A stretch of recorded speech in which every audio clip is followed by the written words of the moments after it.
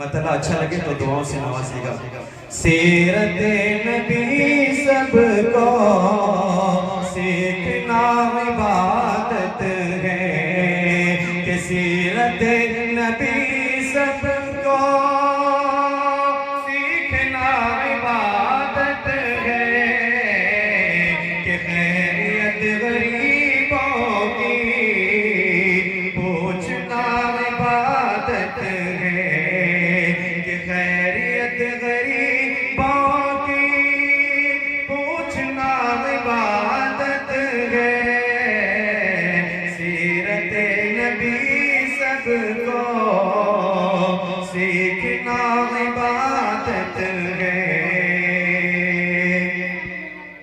कि माँ तुम्हारी जन्नत है,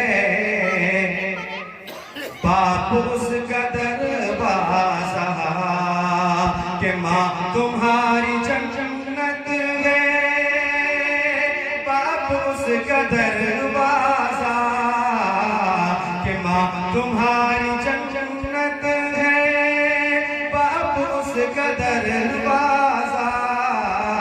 अरे दोनों को मोहब्बत से देखना इबादत है, खैरियत गरीबों की पूछना इबादत है। और ये कलाम देखिएगा, इश्क सरकार में जो लोग जिया करते हैं, इश्क सरकार में, इश्क सरकार